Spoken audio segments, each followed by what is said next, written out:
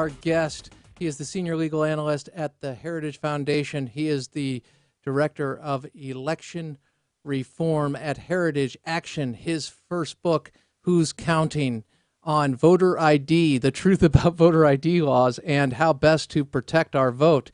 He's into justice. In fact, he's a former member of the Justice Department, DOJ, Civil Rights Division, served there for 2 years. And his latest book, his upcoming book, has to do with this man who I'm about to play. Let's first go to Hans von Spakovsky joining us. How are you, buddy? Hey, I'm doing fine, Crane. Great. I've got an inspirational word from our Attorney General, who is the subject of your forthcoming book, if I'm not mistaken. He certainly is. Here is the Attorney General speaking. Roll it. Codified segregation of public schools has been barred since Brown, but in too many of our school districts, significant divisions persist and segregation has reoccurred, including zero-tolerance school discipline practices that, while well-intentioned and aimed at promoting school safety, affect black males at a rate 3 times higher than their white peers. Question for you. Morgan State University, you spoke to that. I had Michelle Obama. It wasn't the graduation, it was Senior Appreciation Day she was speaking to about people being pulled over because of the color of their skin. Tell me, am I living in a just a totally different universe where racism is just rampant and it's in our policies and it's penalizing people because of their race and not their behavior? Hans? No, they are in the alternate universe. And, you know, this whole claim that he's making and that the First Lady was making, that in essence they're saying our system is inherently racist, particularly our criminal justice system. Social scientists have been trying to prove that for years and have entirely failed in doing that. You know, Holder mentioned black males being disciplined at a higher rate. Well, frankly, if you look at the crime rates put out by his FBI, you'll see that unfortunately when it comes to serious crime, black males committed at a much higher rate than whites and Hispanics combined, and that translates into, unfortunately, disciplinary problems also in the schools. Hans, isn't this all a function of family? If we took off the Yes. color ID or race ID and ethnicity ID, and we just used a formulation of the breakdown of the family and family background, we would see some things that we could draw some correlation and even speculate on the causation or a greater chance of something happening. And we've done that through social science, haven't we?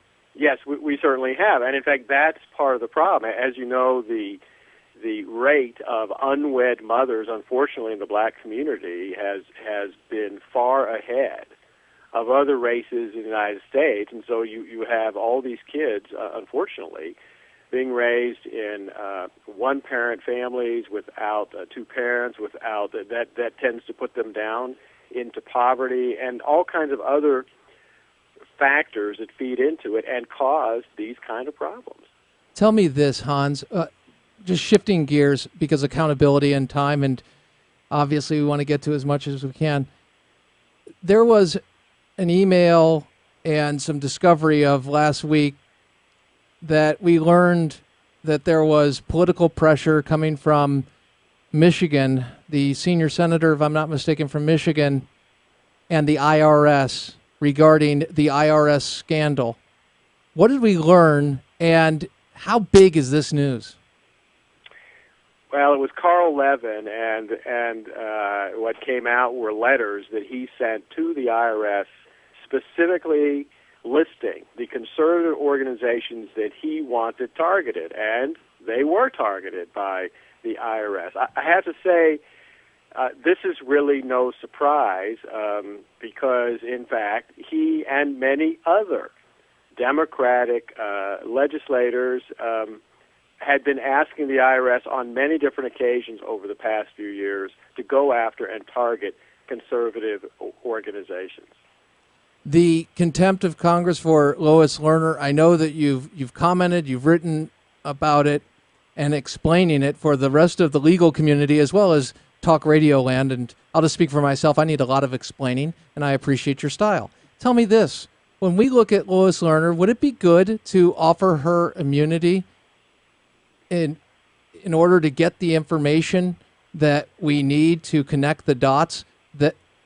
Because it seems we have information that says this did not come, it wasn't a localized affair, it was directed, it was targeted. We certainly have the stat of you're 10 times more likely to be audited if you are conservative or if you give into a conservative group. So tell me, Hans, would it be best to grant Lois Lerner immunity in order to connect the dots and get the truth about the scandal? I think it's too early for that. Because, Okay. Look, they just held her in contempt. If they can enforce that contempt citation, then a judge could order her to answer without her being offered immunity. The key thing that we all need to watch is whether or not the U.S. attorney for the District of Columbia is actually going to follow federal law and do what he's supposed to do. He's obligated under federal law to present that contempt citation to a federal grand jury.